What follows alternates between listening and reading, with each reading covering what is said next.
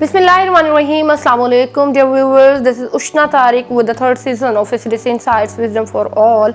And you all know that in each season we pick up a very influential book written by a wonderful author and discuss about its insights. So right now in this episode, as we have chosen a book, Awaken the Giant Within by Tony Robbins, और इस book के अंदर हमने different insights को discuss किया, different personal professional life को spend करने के principles के बारे में बात की, how a man can change his or her destiny, किस तरीके से आप अपनी विजन को इनहेंस कर सकते हैं, किस तरीके से आप अपनी लाइफ के अंदर एक इमेंस और सिग्निफिकेंट किस्म की चेंजेस को ब्रिंग आउट कर सकते हैं. So basically the purpose of this book is just not to make a singular change in your life, rather this book is actually encompassing the global changes into anyone's life.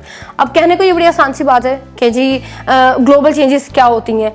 Some time कभी आपने notice किया है कि आप ज़िंदगी में कोई एक सिंपल डिसीजन जब लेने जा रहे होते हैं, कोई एक सिंपल काम करने जा रहे होते हैं, तो उसका जो इफेक्ट होता है वो लॉन्ग लास्टिंग होता है. वो आपकी पूरी लाइफ के ऊपर होता है, आपके पूरे सर्कमस्टेंसेस के ऊपर होता है, आपके रिलेशंस के ऊपर होता है, आपकी क्वालिटी या क्वांटिटी ऑफ लाइफ के अंदर होता है, या उन लोगों के ऊपर भी वो चीज़ डायरेक्टली या इनडायरेक्टली इन्फ्लुएंस कर रही होती है जो कि आपके इर्द गिर्द मूव कर रहे होते हैं. So basically this book is actually about the decisions being a human you are going to make in your entire life.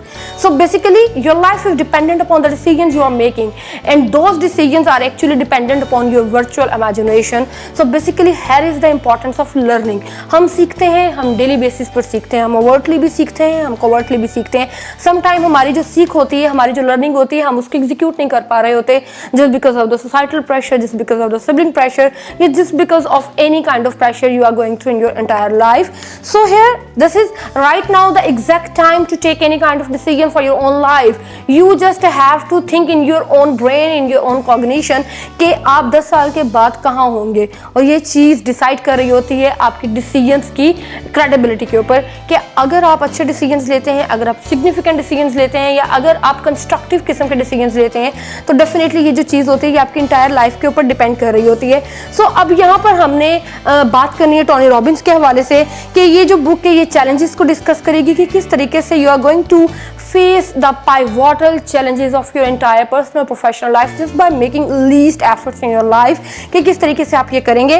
So basically decision is the pathway to power. Man is born to live and not to prepare to live. अगर आप सारी ज़िंदगी ये सोचने में गुजार देंगे कि मैंने ज़िंदगी कैसे गुजारनी है, तो डेफिनेटली आप सोचे में ही रहेंगे.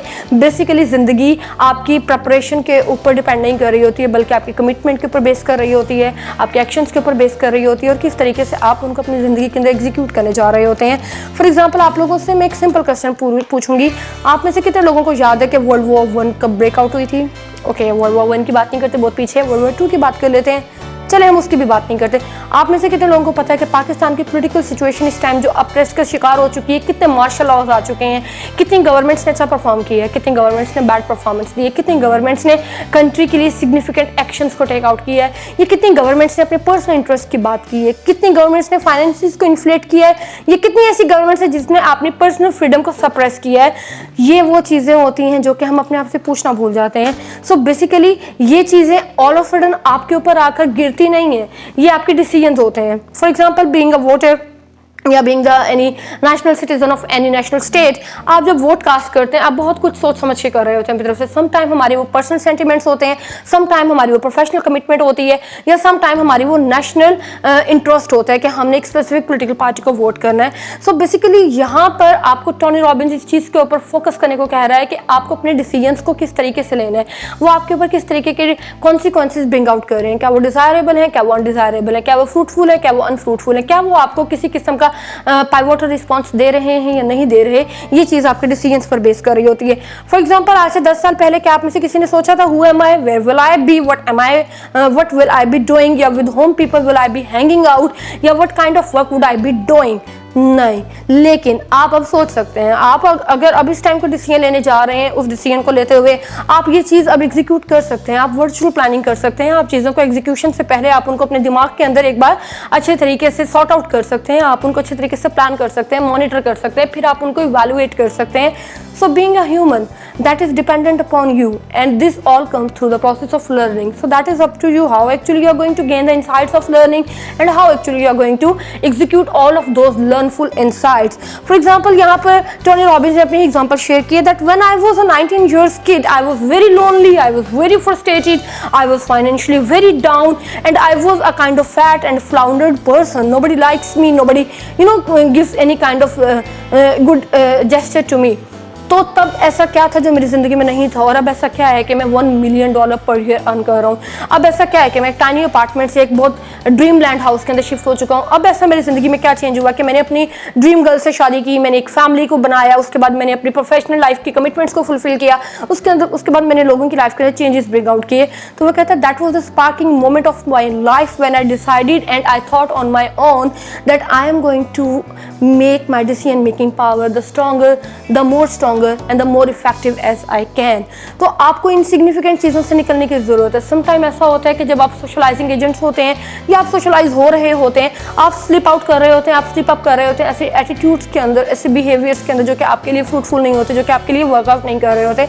So here you are supposed to decide what kind of people are you hanging out with, what kind of people are you living with, what kind of books are you reading, because the books you don't read and the decisions you don't make, they are not going to help you out in your entire life. And this quote was quoted by Jim Rohn, और उन्होंने ये बात की थी कि जो किताबें आप पढ़ते नहीं हैं, जो लोग जिनसे आप मिलते नहीं हैं, और जो डिसीजंस आप एग्जीक्यूट नहीं करते, वो ज़िंदगी में आपको मदद नहीं देते क्योंकि आपने वो किया नहीं होता। So ज़िंदगी is about a tool, and the tool is to make a strong decision.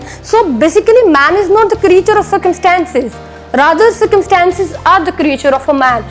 हम में से बहुत सारे लोग बहुत इजीली कह देते हैं that I am the creature of circumstances, मुझे कंडीशंस ने मुझे मजबूर कर दिया कि मैं ये फैसला ले लूँ, या मुझे सर्कमस्टेंसेज ने मजबूर कर दिया, या मुझे लोगों ने मजबूर कर दिया, या मुझे इन्वायरमेंट ने मजबूर कर दिया। बेसिकली आपको इतना स्ट्रॉन्ग हेडेड होना चाहिए, आपको इतना अप हेडेड होना चाहिए कि आप जब भी कोई डिसीजन लेते हैं आप सर्कमस्टेंसेज की परवाह मत करें। If you have taken a decision then stood by that decision like a man, and that was quoted by Quaid-e-Azam Mohammad Ali Jinnah. अगर हम कायद-ए-आज़म मोहम्मद अली जिन्ना की बात करते हैं, महात्मा गांधी की बात करते हैं, जिम कार्टर की बात करते हैं, हम किसी भी एक स्ट्रॉन्ग इन्फ्लुएंसर की बात करते हैं, इन तमाम लोगों ने अपनी ज़िंदगी के अंदर अपनी मेंटल पावर को इतना बूस्टअप किया, इतना स्ट्रॉन्ग किया कि कॉन्फिडेंटली वो जो डिसीजन लेते थे वो उसके ऊपर कायम रहते थे। बट हम आजकल के दौर में हम इतने फ्लैटर्ड हैं, या हम इतने ज़्यादा इन्फिगरेटेड हैं, हम इतने पेट्रीफाइड हैं कि हम एक तो डिसीजन ले नहीं पाते, और अगर हम डिसीजन ले लेते हैं तो हम उसके ऊपर कंसिस्टेंटली हम उसके ऊपर एग्जीक्यूट नहीं कर पा रहे होते। So basically things are dependent upon your decision making power, things are not dependent upon your destiny at all. हाँ, मैं मानती हूँ कि ज़िंदगी में कुछ लोग ऐसे होते हैं जो एडवांटेजेस लेकर पैदा होते हैं, कुछ जेनेटिक एडवांटेजेस होते हैं, कुछ रिलेशनशिप एडवांटेजेस होते हैं, कुछ फैमिलियल एडवांटेजेस होते हैं, या कुछ रिलेशनशिप एडवांटेजेस होते हैं। लेकिन स्टिल ज़िंदगी में कुछ लोग ऐसे भी होते हैं जिनको इनमें से कुछ भी नहीं मिला होता, लेकिन out of all odds they have the power to explore everything in their life. आपने बहुत सारी एग्जांपल सुनी होगी कि गरीब के बेटे ने सीएसएस क्लियर कर लिया, गरीब के बेटे ने बोर्ड में पोजीशन ले ली, या इस तरीके की बहुत ज़्यादा एग्जांपल्स है। किसान के बेटे ने ये कर दिया जो कि शायद आप जैसे इन्फ्लुएंशियल लोग नहीं कर रहे होते, क्योंकि आप ज़िंदगी के अंदर वो तमाम लाइबिलिटीज़, वो तमाम फॉर्च्यून्स, वो तमाम बेटर चीज़ें लेकर पैदा होते हैं जो कि उनको नहीं मिली होती हैं, और वो उनके लिए स्ट्राइव कर रहे होते हैं, वो उनके लिए एफर्ट कर रहे होते हैं। सो ज़िंदगी के अंदर बेसिकली आपने कितनी एफर्ट पुट ऑन करनी है, आपने किस डायरेक्शन में डिसीजन लेना है, आपने किस तरीके से अपनी ज़िंदगी की डायरेक्शन को चेंज करना है, आपने किस तरीके से एग्जीक्यूट करना है, that is totally dependent upon you. और इस चीज़ को आपने किस तरीके से इम्प्लीमेंट करना है, ये आपकी लर्निंग के ऊपर डिपेंड कर रही होती है। जितनी आपकी लर्निंग स्ट्रॉन्ग होगी, जितने आप स्ट्रॉन्ग हेडेड होंगे, जितने आप यूनिडायरेक्शनल होंगे, जितने आप स्ट्रॉन्ग किस्म के पर्सन होंगे, उतने अच्छे तरीके से आप डिसीजंस को ब्रिंग आउट कर रहे होंगे। क्योंकि एक बात याद रखिएगा कि जब एक इंसान एक चीज़ काम करने का डिसीजन ले लेता है, उसको उसकी डेस्टिनी भी नहीं रोकती, उसको उसकी अपनी विल भी नहीं रोक पा रही होती, क्योंकि उसकी विल इतनी स्ट्रॉन्ग हो चुकी होती है। सो आज के लिए इतना ही। इंशाल्लाह अपकमिंग एपिसोड के अंदर हम मज़ीद इनसाइट्स को डिस्कस करेंगे, मज़ीद नई चीज़ों के बारे में बात करेंगे। तब तक के लिए अपना ख्याल रखिएगा। अल्लाह हाफिज़।